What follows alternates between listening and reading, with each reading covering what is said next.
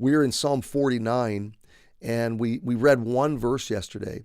The author of this psalm is giving us the secret to not living stupidly. Okay, that's everything up to verse 15 is, I'm going to tell you a secret, listen up.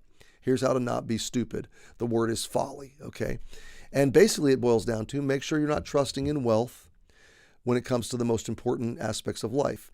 Make sure your core trust is in your Savior, Jesus, as your Redeemer. Make sure you have a redeemed soul, because only then does all of your wealth, all of your opportunity, all of your life stewardship really come into alignment with the purposes of your designer and your creator and the grand story of redemption that he's writing. And we've talked about living for eternal things and for eternal purposes. And the nucleus of that, the core of that, what's eternal, are the souls of people. So as you love people well, invest into people well, develop people, and win people, point people to Jesus, you are living in alignment with eternal values and eternal purposes. So verse 15 is the turning point of the psalm, because it says, God will redeem my soul from the power of the grave, for he shall receive me. So the escape from the stupid life, from total loss, from total collapse, is trusting God to be the redeemer of your soul. Obviously, from a New Testament perspective, that's through Jesus, okay?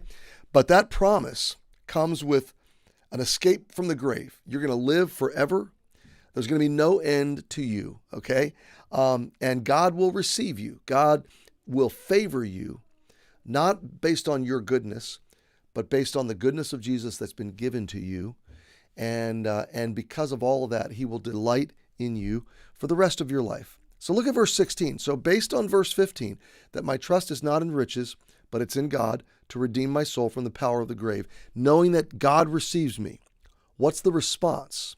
The instructor continues, be thou not afraid when one is made rich, when the glory of his house is increased. The word here, afraid, is literally frightened, but it's also a revering respect or a dread or intimidation. So the idea here is we live in a world where powerful people who are evil and often who are enemies to children of God through no real fault of our own, they just hate God. So they hate anyone that loves God, anything having to do with God. So if they're arising in wealth and power, if their riches are growing, then don't let it get to you. Okay, don't let it intimidate you. Don't let it concern you. Don't be detoured in life or dismayed or consumed internally with anxiety or fear. Now, this is the cultural narrative all around us. The cultural narrative is how bad people are in power in many places in the world. And bad people, corruption, is dominant in many places of the world, even more so in ancient times, okay, when there were not representative governments and constitutions and parliaments and congresses. No, there were no elected representatives in these days. These people were seriously oppressed quite often. And so the psalmist is saying, you don't need to be afraid when wicked people, godless people seem to be rising up in power and prominence and wealth at your expense, okay, or to your oppression. Don't be afraid when one is made rich, when the glory of his house is increased. Don't be intimidated by that. Okay, what's the counter of this? A confident life. A confident life that is at rest and confident that you are the child of the wealthiest king in all the universe. And so nobody's prominence, nobody's elevation, nobody's success, nobody's achievement, nobody getting a job ahead of you or a bonus that you thought you deserved, nobody trampling on you, mistreating you to get ahead in life. You really don't have to worry about these things. You don't have to be intimidated by these things. When someone sets out to advance themselves at your expense, and that's happened probably to everybody listening to this, including me, okay? When someone else sets out to hurt your name, your testimony, to slander you, to advance their own narrative, to advance themselves or lift themselves up, you don't have to be intimidated.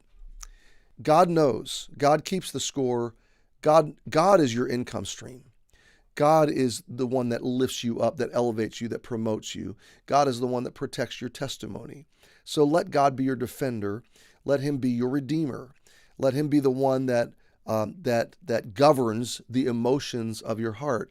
And don't let the secular culture or godless rise of wicked people get to you. Okay, look at verse 17. Why? For when he dieth, he shall carry nothing away. His glory shall not descend after him. Now, I need to bring this to a close for today, but just look at this. The author of the psalm is saying, look at that person as a soul with a death date. And when that soul dies, none of his wealth, none of his prominence, none of his power is going to matter. Okay. For the last several weeks, we've watched Vladimir Putin engage his army unjustly against Ukraine and the murder rampage of innocent civilians. And it's been terrible to see. We've tried to help refugees. We've tried to partner with missionaries that are active in gospel work there. And so many people have fled. Millions and millions of people have fled to safety and are being ministered to, actually, today by Christians. So imagine you're there watching the rise of this wicked man. I've thought often that man is as temporary as you or me. And his wealth and power and opulence and riches and his oppressive power is on a short leash. And when he dies, it all dies with him. And look at this, his glory, the glory of that kind of person, shall not descend after him. I think it's interesting that in verse 15, we see a redemption and a reception into the arms of God. But in verse 17, we see a death, a total loss, and a descent. I don't know if you catch that, but a descent. And that's a vague reference to eternal condemnation, eternal separation from God in a place that Jesus called hell. Okay, so it's a place of eternal torment.